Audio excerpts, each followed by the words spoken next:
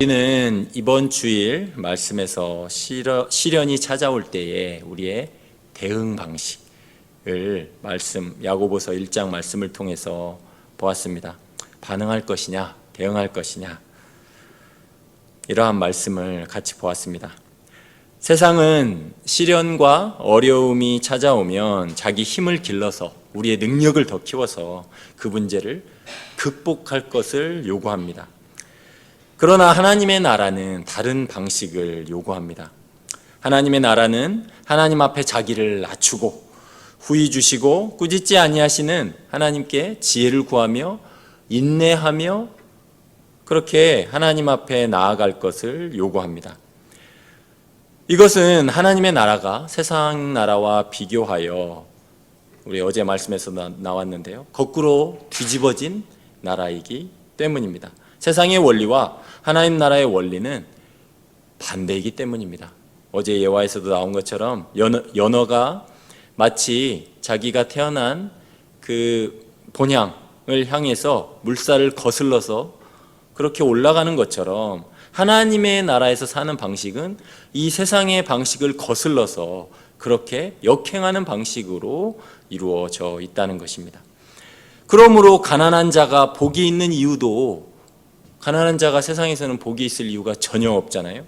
그런데도 가난한 자가 복이 있다고 예수님이 누가복음 어제 본문 말씀에서도 말씀하시는 이유는 그 가난한 자는 결코 주님의 도우심이 없이는 살 수 없음을 고백하고 주님만을 의지하기 때문에 하나님 나라에서는 그가 복이 있다, 천국이 그들의 것입니다 라고 주님께서 말씀하신다는 것입니다. 오늘 말씀에서도 예수님께서 하나님 나라의 원리를 말씀해 주십니다. 가르쳐 주십니다.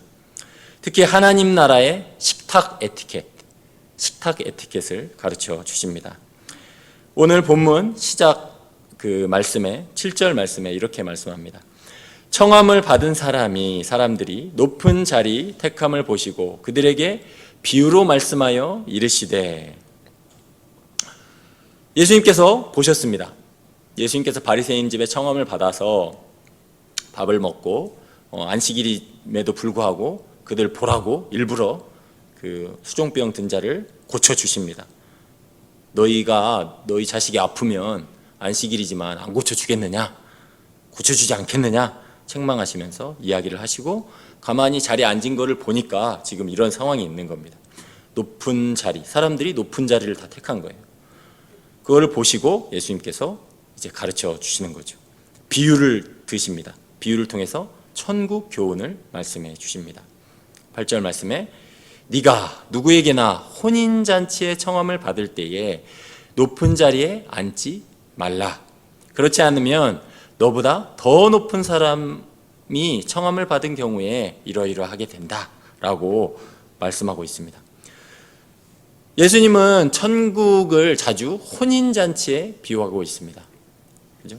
예수님께서 교회의 신랑이시고 교회는 예수님의 신부이니까 자주 이러한 천국 비유를 혼인잔치로 이렇게 비유를 들어서 설명하시는 거죠. 혼인잔치에 청함 받을 때에 높은 자리에 앉지 말라고 하십니다. 왜냐하면 그곳에 나보다 더 높은 사람이 있을지 우리는 알지 못하기 때문입니다. 그것은 오직 주인만이 압니다. 그렇죠? 주인이 알잖아요. 자리 오늘 여기에 누가 올지 주인이 다 알잖아요. 청함을 받은 손님들은 다 알 수가 없다는 것입니다. 주인이 각 사람에 맞게 그 사람에게 합당한 자리를 앉히기 때문이라는 것입니다. 9절 말씀에 그래서 계속 이렇게 말씀합니다. 너와 그를 청한 자가 와서 너더러 이 사람에게 자리를 내주라 하리니 그때에 네가 부끄러워 끝자리로 가게 되리라. 여기서 청한 자는 당연히 주인입니다. 이어지는 예화에서 그 청한 자 계속해서 나오는데 주인을 말하고 있습니다. 22절에 그렇게 말합니다. 주인이 높은 자리 앉은 사람에게 자리를 내주라 하면 어쩔 수 없이 그 자리에 앉았다가 끝자리로 가게 되는데 그때에 부끄러움을 당하게 된다는 것입니다. 나는 이 정도는 앉을 줄 알았는데 그때의 모든 사람 앞에서 부끄러움을 당하고 끝자리로 밀려나게 된다는 것입니다. 그러면서 계속 이렇게 말씀하십니다. 청함을 받았을 때 차라리 가서 끝자리에 앉으라. 그러면 너를 청한 자, 주인이죠? 청한 자가 와서 너더러 버치어 올라 앉으라 하리니 그때에 함께 앉은 모든 사람 앞에서 영광이 있으리라. 그죠? 오히려 끝자리에 앉았는데 저는 이 혼인잔치에 청함을 받은 것만 해도 너무 영광입니다. 그런 마음으로 오히려 끝자리에 앉았는데 주인이 와서 오히려 그를 모든 사람들 앞에서 높여서 버시여, 친구여, 내 친구여, 여기 앉으소서. 이렇게 하면 모든 사람 앞에서 영광을 받을 것이라고 말씀하십니다. 도리어 자신을 낮추었던 사람을 높여주시는 주인의 마음을 보게 됩니다. 그러면서 주님께서 이렇게 이 이야기의 결론을 이렇게 말씀합니다. 다 같이 읽을까요? 우리가 자주 외우는 말씀이죠. 11절 말씀 시작. 무릇 자기를 높이는 자는 낮아지고 자기를 낮추는 자는 높아지리라. 아멘. 예수님께서 이 이야기의 결론을 이렇게 말씀하십니다. 사실 이 말 무릇이라고 되어 있는 이 말은 사실은 왜냐하면입니다. 왜냐하면 이런 원리이기 때문에 이렇게 하라라고 그 이유를 말씀하는 구절입니다. 왜냐하면 자기를 높이는, 원어에는 자기를 높이는 모든 사람은 이렇게 되어 있습니다. 자기를 높이는 모든 사람은, 그러니까 하나도 예외가 없다는 거예요. 자기를 높이는 모든 사람은 하나님의 나라에서는 다 어떻게 된다고요? 낮아진다. 자기를 높이는 모든 사람은 낮아진다. 세상의 원리와 다르죠. 우리는 스펙을 쌓아서 자기를 높이는 자리로 나가려고 하는 거잖아요. 그렇게 해라. 우리 자녀들에게도 세상은 그렇게 교육시키잖아요. 그죠? 네 힘을 키워라. 그렇게 말하잖아요. 근데 자기를 높이는 사람, 모든 사람은 낮아지고 자기를 낮추는 사람은 높아지리라. 왜냐하면 주인의 뜻이 그러니까. 자기를 낮추는 사람을 높여주시는 게 주인의 뜻이니까. 세상의 방식과는 전혀 다른 방식이라는 것입니다. 세상은 우리가 높아지기를 부축하지만 하나님 나라는 오히려 낮아질 것을 요구합니다. 왜 그렇습니까? 왜 이런 예수님께서 왜 우리가 때로 이해가 안 될 만한 이러한 교훈을 주십니까? 우리가 어떻게 구원받았는지를 생각해 봐야 합니다.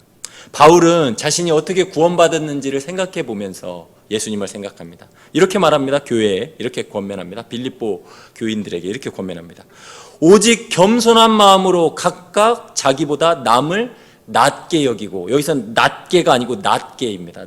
더 낮게, 더 훌륭하게 여기라. 그렇잖아요. 분명히 이 사람이 사회적으로 나보다 뛰어날 수도 있고 인격적으로 훌륭할 여러 면에서 나보다 학벌이나 모든 면에서 여건이 훨씬 더 안 좋을 수 있지만 그럼에도 불구하고 여기서 이렇게 말하는 거죠. 각각 자기보다 남을 낮게 여기라 라고 말씀합니다. 사도 바울이 자신의 구원의 은혜를 생각하면서, 그러면서 그거에 대한 설명을 계속 이어나가는데 갑자기 이 말을 합니다. 너희 안에 이 마음을 품으라. 곧 그리스도 예수의 마음이니 하면서 그 마음이 어떤 마음인지를 계속 설명합니다. 예수님이 어떤 마음을 품으셨는지. 그 마음은 그는 근본 하나님의 본체시나 하나님과 동등됨을 취할 것으로 여기지 아니하시고 오히려 자기를 비워 종의 형체를 가지사, 하나님이신 분이 종의 형체를 가지사 사람들과 같이 되셨고 창조주이신 분이 피조물이 되셔서, 그렇잖아요. 사람의 모양으로 자기를 나타내사 자기를 낮추시고 어디까지 낮추세요? 죽기까지 복종하셨으니 곧 십자가에 죽으심이라. 지금 바울이 각각 자기보다 남을 낮게 여기라. 그러려면 너희 안에 이 마음을 품으라. 곧 그리스도 예수의 마음인데 그 마음이 어떤 마음이냐? 하나님과 동등됨을 취할 것으로 여기지 아니하시고 자기를 비워 복종하시고 죽기까지 순종하시고 종의 형체로 그렇게 하셨다는 것입니다. 이러므로 하나님이 그 결말이 어떻게 됐어요? 이러므로 하나님이 그를 지극히 높여 모든 이름 위에 뛰어난 이름을 주사 만물이 그의 이름 앞에 무릎을 꿇게 하셨다라고 말씀하고 있다는 것입니다. 바울의 권면의 로직이 그렇다는 거예요. 바울이 너희보다 우습게 보이는 사람이라 할지라도, 사회적으로 신분이 낮아 보이라 할지라도, 여러 면에서 부족해 보이는 사람이라 할지라도 각각 자기를 나보다 낮게 여기라고 말할 때에 바울의 마음에 너희 안에 이 마음을 품으라. 이 마음은 곧 그리스도 예수의 마음이니 그는 하나님과 같은 분이시나 자기를 비우셔서 종의 형체를 가지시고 십자가에 죽기까지 낮아지셨다. 그리고 그 결말이 하나님께서 그를 만물보다 높이셨다라는 그 원리를 가지고 설명하고 있다는 것입니다. 그러므로 우리가 구원받은 이유를 늘 생각해야 합니다. 그것은 바로 만왕의 왕이시며 가장 높으신 예수님께서 낮아지셔서 종의 형체로 이 땅에 오셨기 때문에 우리가 구원을 받을 수 있었다는 것입니다. 우리가 하나님의 나라에 들어갈 자격이 거기에 있다는 것입니다. 우리의 어떠함이 아니라 예수님께서 낮아지신 그 이유로 우리가 천국잔치에 초대를 받았고 천국잔치에 앉을 수 있는 그 티켓을 얻을 수 있게 되었다는 것이죠. 그러므로 우리의 구원의 원리를 늘 생각해야 한다는 것입니다. 그리고 그러한 낮아짐의 결과로 하나님이 어떻게 그를 하셨는가, 어떻게 예수님을 대하셨는가를 보면 우리가 또한 그렇게 될 것을, 왜냐하면 우리는 예수님과 함께 믿음으로 연합한 자들이기 때문에 그것을 생각할 수 있다는 것입니다. 하나님께서 예수님의 그 낮아짐의 결과로, 우리 소유리에서 배웠잖아요. 예수님의 두 가지 상태, 예수님의 낮아지심, 예수님의 높아지심. 예수님의 낮아지심의 그 동정녀 마리아의 탄생과 그죠? 그 십자가에 죽기까지 낮아지심, 무덤 아래 3일 동안 계심, 이 낮아지심이 다 들어가 있잖아요. 그렇죠? 그리고 높아지심, 부활하시고 승천하시고 하늘 보좌에 앉으시고 우리를 위하여 간구하시는 그 모든 일이 다 들어가 있잖아요. 그러므로 이거는 결코 분리될 수 없는 짝이라는 것입니다. 예수님의 낮아지심과 높아지심이 결코 분리되지 않는 그 하나님 나라의 원리라는 것입니다. 그러므로 우리도 예수님이 그 우리를 구원하신 방식처럼 하나님 앞에 우리를 낮추는 방식으로 섬기는 자리에 머물러야 된다라는 교훈을 우리에게 가르쳐주고 있다는 것입니다. 예수님께서 왕이심에도 불구하고, 예수님께서 스승님이심에도 불구하고 최후의 만찬에서 식탁 자리에서 어떻게 보면 섬기는 자리에 앉으신 거잖아요. 그러니까 최후의 만찬에서 성만찬을 제정하시기 위해 그 일을 하시려면 제 생각에 가장 섬기기 좋은 자리에 앉으셨을 것 같아요. 그래야 얼른 이제 겉옷으로 두르고 제자들이 발을 씻기잖아요. 그렇잖아요. 우리 자녀들 어릴 때, 자녀들 키우신 분들은 잘 기억이 나실지 모르겠어요. 하여튼 자녀들 어리면 항상 어떠죠? 저녁 때 밥 먹이려면 한 20번 일어났다 앉았다 할 거를 예상하고 그 자리에 앉아 있어야 되잖아요. 그렇잖아요. 이거 달라, 우유 달라, 뭐 달라 하면 다 계속 그냥 섬길 준비를 하고 있어야 되잖아요. 당연한 걸로 알고 그렇게 해야 되잖아요. 물론 당연한 마음이 잘 안 먹어질 때가 있어서 그렇기는 하지만 어쨌든 예수님께서 그 최후의 만찬을 그렇게 준비하셨을 거잖아요. 그러면서 제자들을 기꺼이 정말 그 종이 아니면 하지 않는 그 발을 씻기는 일, 유대인의 문화에서 그러한 모습으로 선생님께서 제자들을 씻겨주신 것처럼 우리도 기꺼이 낮은 자리를, 섬기는 자리를 향하여 나아가야 한다고 말씀하고 있다는 것입니다. 그러므로 오늘도 주님께 은혜를 구했으면 좋겠습니다. 주님, 저희가 스스로 높이는 자가 되지 않게 하여 주시옵소서. 예수님처럼 자기를 낮추는 자가 되게 하여 주시옵소서. 겸손과 봉사의 자리에 앉게 하여 주시옵소서. 우리에게 모든 주신 직분이 있습니다. 이것은 섬기라고 주신 자리입니다. 종노릇하라고 주신 자리입니다. 아닙니까? 목사의 자리, 저도 이제 목사 안수를 준비하고 있는데 이 직분이 무슨 자리입니까? 와, 강단에서 멋지게 막 설교해서 사람들이 은혜 받았어요 막 칭찬받는 자리입니까? 아닙니다. 섬기는 자리 아닙니까? 섬기라고 주신 자리 아닙니까? 봉사의 자리, 종의 자리, 교사의 자리, 섬기는 자리 아닙니까? 끝까지